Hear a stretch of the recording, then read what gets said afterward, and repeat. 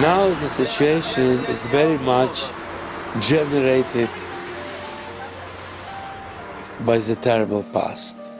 Ukraine has been a united country only for about 70 years, so there are two parts of Ukraine, Eastern Ukraine and Western Ukraine, and they have a lot of differences between themselves.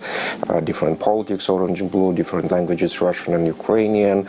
The roots of the anti-Semitism of the both parts of Ukraine are also somewhat different. For centuries, Ukraine was under the rule of the Polish nobles, who used Ukrainians as serfs to till their land. Since the Jews tended to be better educated, they were used as managers of the nobles' estates. So the Jews were sort of working for the Poles in terms of collecting rent money from Ukrainian peasants. Also, Polish nobles farmed out tax collection and alcohol production to the Jews. And in fact, Jews held a monopoly on the production and distribution of alcohol in Ukraine. So the Jews also were in control of many bars, which sometimes led to tension with Ukrainians. My great-grandfather, he was, as a lot of men in Ukraine, and he was very passionate about drinking a lot of alcohol.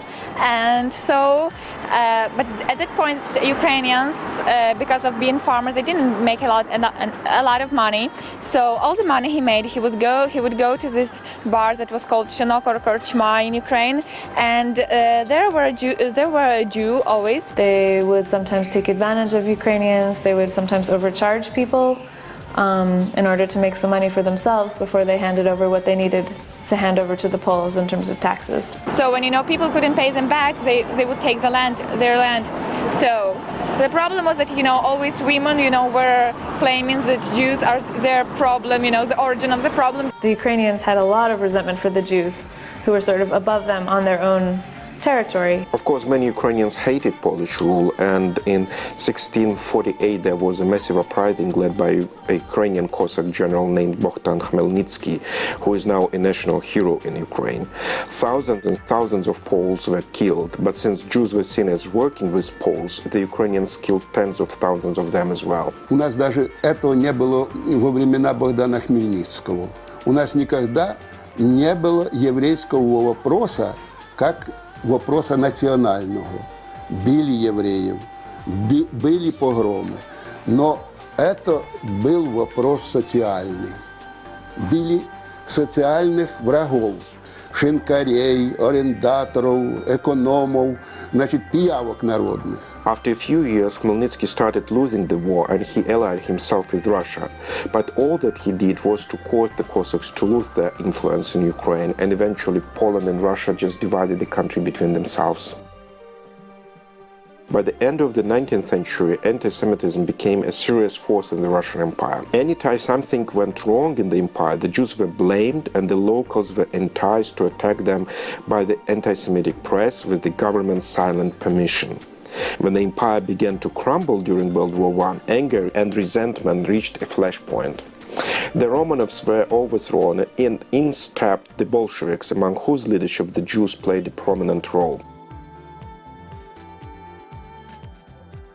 Jews heavily supported the Bolsheviks and became disproportionately represented in the state administration and secret police. This persuaded many Ukrainians that communists and Jews were the same thing. Out of 548 national commissars, how they were called back in those days, 448 were Jewish. Это не значит, что они все были евреи, все коммунисты, но доля евреев была еще большая.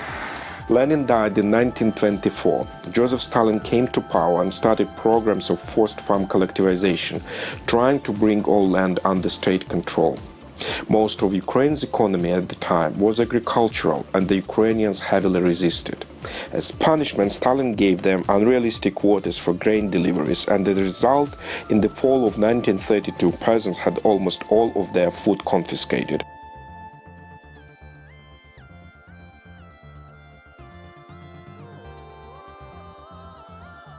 Every single Ukrainian family today would probably tell you that they had a relative who starved to death during the Stalin terror famine. Саме у моїй сім'ї, у моїй матері померли під час голоду два брати.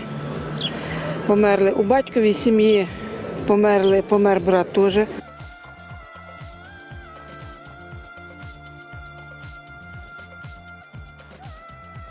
it may be as many died in Ukraine in the terror famine as died in the Holocaust. Я буду говорить и оспаривать значит, заявление о том, что евреи не имели отношения к голоду. Украинские крестьяне, они связывали коллективизацию и голод 1932-1933 года и репрессии с евреями. And it is this long-standing animosity towards Jews, seen as tax collectors under the Poles and as responsible for the famine under the Soviets, that the Nazis exploited when they invaded Ukraine.